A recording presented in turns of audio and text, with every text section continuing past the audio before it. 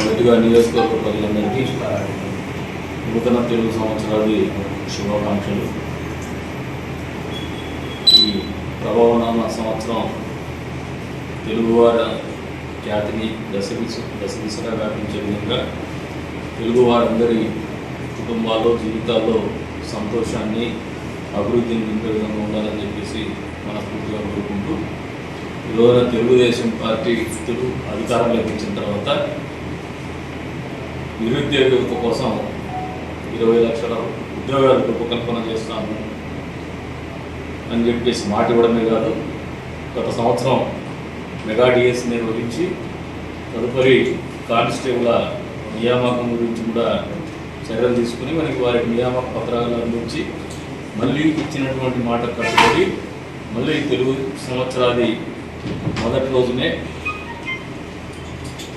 మరి DSC notification ఇవ్వడం అనేది ఈ కూటమి ప్రభుత్వము చంద్రబాబు నాయుడు గారు, నారా లోకేష్ గారు, పవన్ కళ్యాణ్ గారి చిత్తశుద్ధిని తెలియజేస్తామని చెప్పేస్తాను.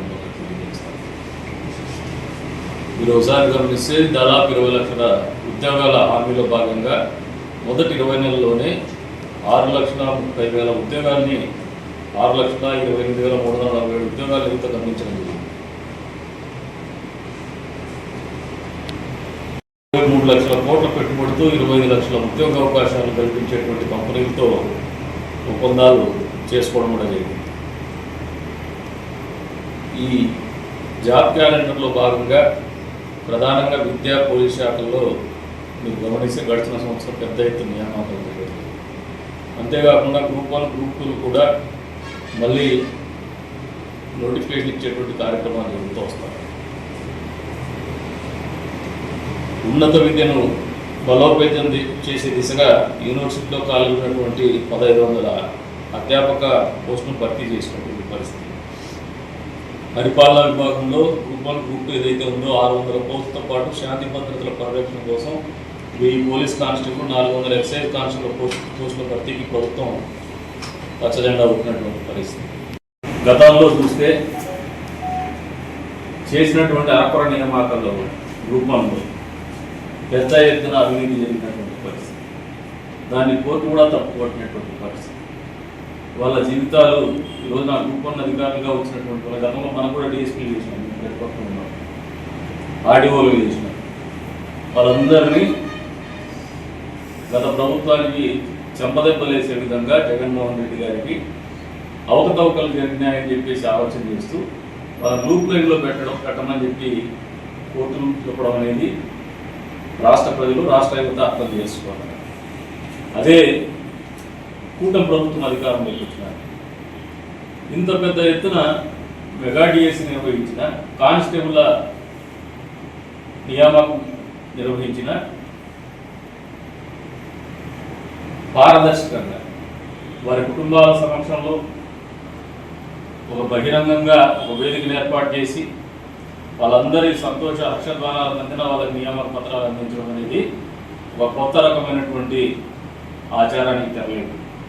పారదర్శకతకు ప్రాధాన్యత ఇచ్చి ఎక్కడా ఒక్కటంటే ఒక అవినీతి ఆరోపణ ఈ నియామకాల ప్రక్రియలో ప్రతిపక్షం కూడా నోరెత్తలేనటువంటి పరిస్థితిలో నియామకం జరిగిందంటే ఈ కూటమి ప్రభుత్వం నిరుద్యోగ యువత గురించి వారి జీవితంలో మంచి చేయడానికి అర్హులైనటువంటి వాళ్ళకి అందరం ఎక్కించాలనే ఒక నిశ్చయంతో తద్వారా మంచి సమాజం ఏర్పాటుకు అడుగు వేస్తామని చెప్పడానికి ఒక మంచి ఉదాహరణ అని చెప్పేసి సందర్భంగా తెలియజేస్తాం.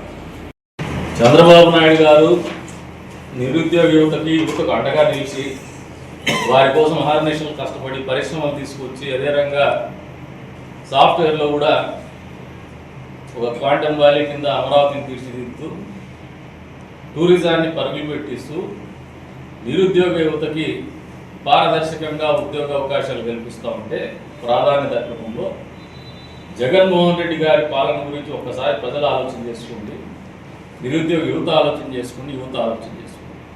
మిమ్మల్ని విస్మరించినారు, మీకు అబద్ధాలు చెప్తున్నారు. ప్రతి సంవత్సరం జాబ్ క్యాలెండర్ రిలీజ్ చేస్తాను జనవరి 1వ తారీఖున ఇచ్చినటువంటి మాట ఎక్కడ కూడా నిలబెట్టుకోలేనటువంటి పరిస్థితి.